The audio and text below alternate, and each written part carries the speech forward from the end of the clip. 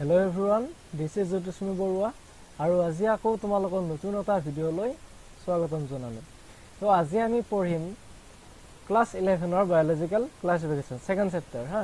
First চ্যাপ্টাৰটো আমি cover কৰিছো, finish কৰি দিছো, তোমালোকৰ ইউটিউবত পাবা আৰু লিংক বিলাক ডেসক্ৰিপচনত থাকিব, তোমালোকে চাবা। আজি আমি স্টাৰ্ট কৰিম বায়োলজিক্যাল ক্লাসিফিকেশন।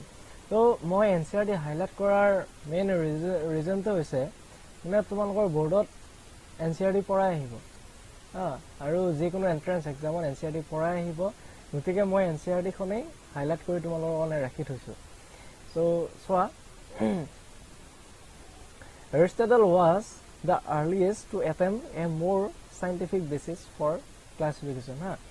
Aristotle কি কৰিছিলে ফাৰ্স্ট এটেম্প কৰিছিলে scientific basis for classification or scientific basis ha. কোনে ষ্টাৰ্ট কৰিছিলে? Aristotle. He used simple morphological characters. So morphological মানে হৈছে বাহিৰৰ পৰা দেখা internal নহয়। morphological মানে হৈছে বাহিৰৰ পৰা আমি দেখিব পৰা আৰু সেইটো। He used simple morphological characters to classify plants into trees, shrubs and herbs. He also divided animals into two groups. তেওঁ animals বিলাক দুটা গ্ৰুপত ভগাই দিছিলে, বিভক্ত কৰিছিলে। Those which had the red blood and those that did not. যিবিলাকৰ red blood cell আছিলে আৰু যিবিলাক এনিমেলৰ red blood আছিলে আৰু যিবিলাকৰ নাছিলে, এই ইহঁতক দুটা গ্ৰুপত কি কৰিছিলে? ভাগ কৰি দিছিলে। কোনে দিছিলে? Aristotle. Next one. In Linnaeus time, a two-kingdom system of classification with Plantae and Animalia. Animalia kingdoms was developed that included all plants and animals respectively. আৰু লিনিয়াছৰ সময়ত কি হ'ল? টু কিংডম সিস্টেম ওলাই গ'ল। লিনিয়াছে কি কৰিলে? ক্লাসিফিকেশনৰ দুটা সিস্টেম ক্ৰিয়েট কৰি দিলে, বনাই দিলে। আৰু সেই সিস্টেম দুটা কি আছিলে? প্লেন্টিয়ে আছিলে আৰু এনিমেলিয়া আছিলে। প্লেন্টি আছিলে আৰু এনিমেলিয়া আছিলে। য'ত কি কৰা হৈছিলে? প্লেন্টছ ৰখা হৈছিলে, প্লেন্টিত প্লেন্টছ ৰখা হৈছিলে আৰু এনিমেলিয়াত এনিমেলছ ৰখা হৈছিলে।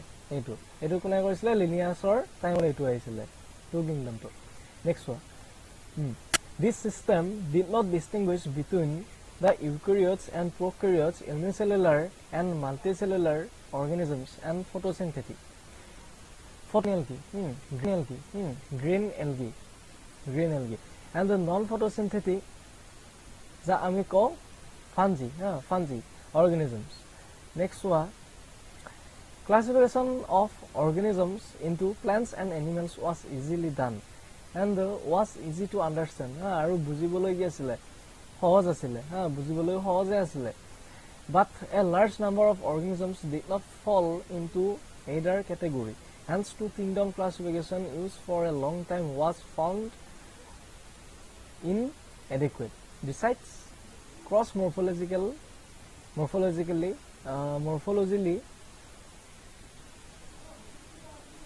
gross morphology, a need was also felt for including other characters like next one. Characteristics like cell structure, nature of wall, mode of nutrition, habitat, methods of reproduction, evolutionary relationship, etc. এইবিলাক হৈছে তোমালোকৰ যিটো characteristics এইবিলাক। Classification systems for the living organisms have hence undergone several changes over the time.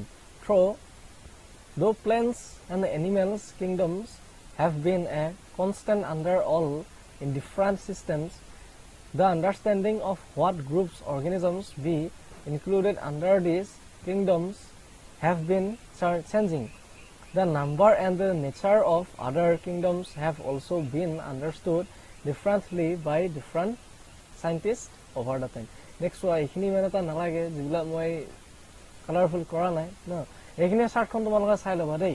Characteristics of the five kingdom five kingdom তো very very important আৰু এইখিনি চাই ল'বা যে characteristics কি আছে। cell type, cell wall, nuclear membrane, body organization, mode of nutrition। মনোৰাত তোমালোকৰ কি হয়? cell type টো মনোৰাত কি হয়?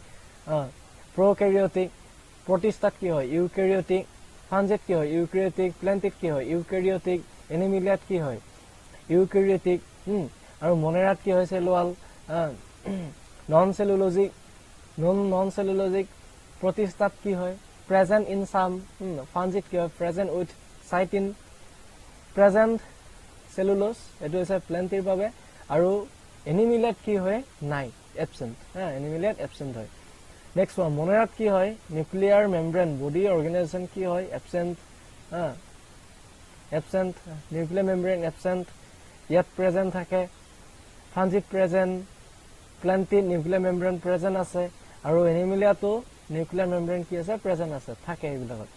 আৰু চোৱা ক'ত নাথাকে nuclear membrane, ক'ত নাথাকে monerad নাথাকে, বাকি protista, fungi, plantid, animalia সবতে থাকে, কিন্তু monerad nuclear membrane নাথাকে। আৰু body organization monerad থাকে cellular, আৰু protista cellular, fungi multicellular, loose tissue, plantid থাকিব tissue organ, animalia থাকিব tissue organ system এইবিলাক।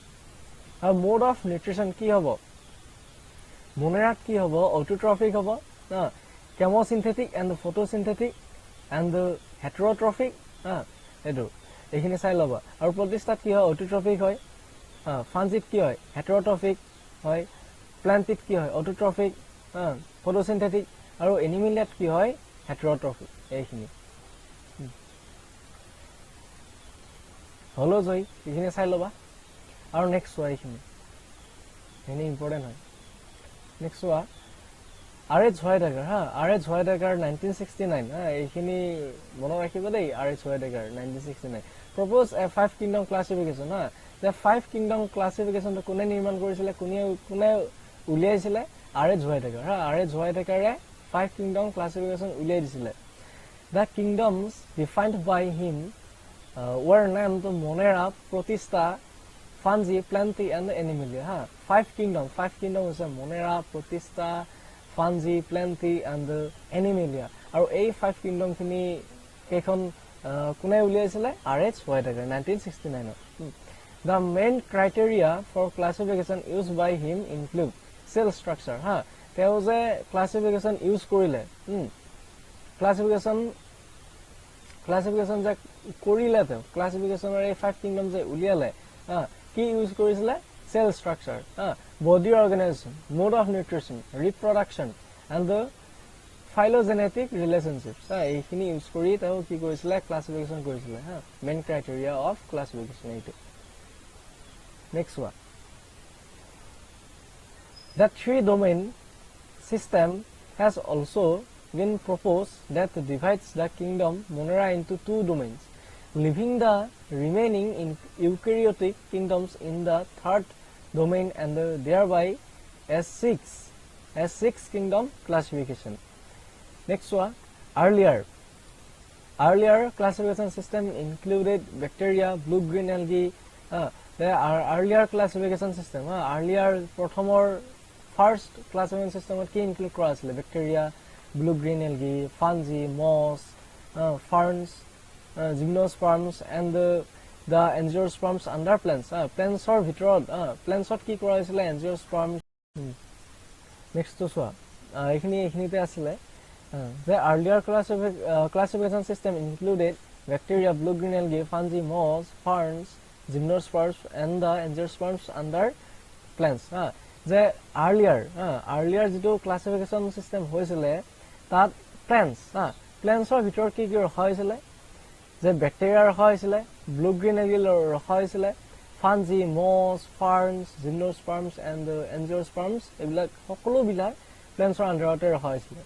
আৰু next চোৱা the character that unified this whole kingdom was that all the organisms included had a cell wall in their cell. This placed together groups which widely differed in other characteristics. It brought together the prokaryotic bacteria and the blue-green algae with other groups which were eukaryotic. It also grouped together the unicellular organisms and the multicellular ones. Next one. The classification did not differentiate between the heterotrophic group. Heterotrophic group. এইখিনি চোৱা fungi and the autotrophic green plants. Next one. The fungi had the cytin in their walls, while the green plants had the cellulosic cell wall. মানে এইখিনি কি হয় fungi কি থাকে cytin থাকে fungi cytin থাকিব their walls সিহঁতৰ বেৰত সিহঁতৰ বেৰত ৱালত কি থাকে cytin থাকিব যেটো বডি ওয়াল তাত cytin থাকে while the green plants আৰু যত কি থাকে green plantsত কি থাকে cellulosic cell wall থাকে green plantsত কি থাকে cellulosic cell wall থাকে আৰু fungi কি থাকে সিহঁতৰ বডি ওয়ালত cytin থাকে cytin থাকে এটো মনত ৰাখিবা next one kingdom protista has brought together Chlamydomonas it is a Chlamydomonas cholera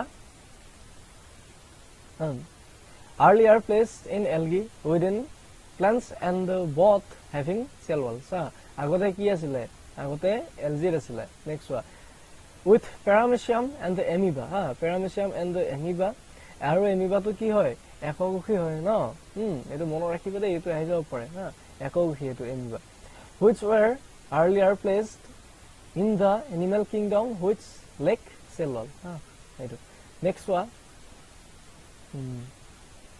over time an attempt has been made to evolve a classification system which reflects not only the morphological physiological reproductive similarities but is also phylogenetic that is ki hoy the based on evolutionary relationship based kora hoise next one মানে মোৰ একেদিন সৰ্দি হৈ আছে সেইকাৰণে class তো লোৱা নাছিল মানে ইমান দিন মাজতে একেদিন মান ক্লাছ লোৱা নাছিল যে এটা মোৰ মানে সৰ্দি হৈছিল তো এখনাই বাৰু এতিয়া অলপ ভাল পাইছো তো তোমালোকৰ কাৰণে আকৌ ক্লাছ লৈছো মানে আৰু 21st ৰ পৰা ক্লাছ হ'ব আহি আছে তো অনলাইন হ'ব এটো এক্সট্ৰাকে এপত কৰা হ'ব যদি কোনোবা লব বিচাৰে মোক কন্টাক্ট কৰিবা বাৰু মই কথাখিনি হেকত এবাৰ হকে কৈ দিম তোমালোকক এতিয়া তোমালোকে এইখিনি পঢ়া চোৱা কিংডম মনেৰা মনেৰা কিংডম আমি পাই গলো first kingdom bacteria are the sole members bacteria are the sole members of the kingdom monera they are the most abundant microorganisms bacteria occur almost everywhere bacteria ami ki aru everywhere ami pawei etu bacteria are grouped under 4 categories based on their shape there are shape jitu shape thake bacteria এই shape to upor base kori ki hoise 4 categories bacteria bilak 4 categories of group kora hoise kihor upor base kori hotor jitu shape body jitu shape ei shape upor base kori dia hoise the spherical occurs the spherical occurs আর spherical occurs তো বন্ধু এইটো হয় এইটো এইখিনি spherical মানে কি আর একদম গোলাকার একদম গোলক হৈ আছে ন এইটো spherical next one the rod shaped bacillus এইটো rod shaped bacillus এইটো next one the comma shaped Fibrium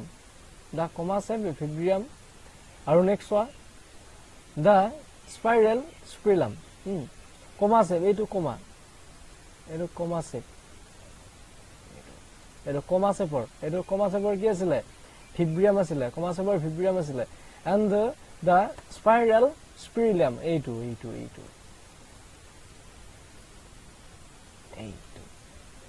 এইটো চাই লোৱা আৰু এইটো কি spirillum example আহিব পাৰে bacteria of different shapes এগেটা এটা কি হয় এটা একদম spherical হয় গোলাকাৰ হয় গোলক টাইপৰ হয় ঘূৰণীয়া আৰু এটা rod shaped হয় আৰু এটা কি হ'ব এটো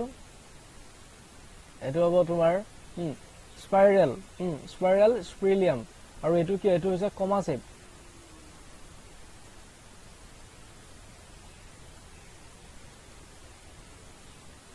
এটো তোমাৰ comma shape হ'ব এটো comma shape next one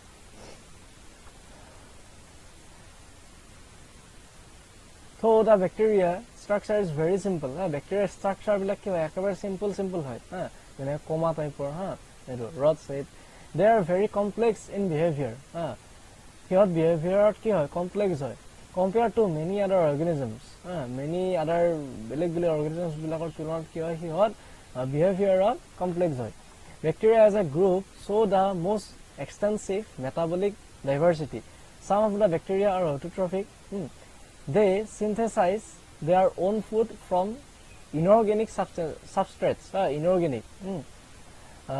They may be photosynthetic autotrophic or chemosynthetic autotrophic. The vast majority of bacteria are heterotrophic. Heterotrophs. They depend on other organisms or on heat on that organic matter for food. Next one, Archaebacteria.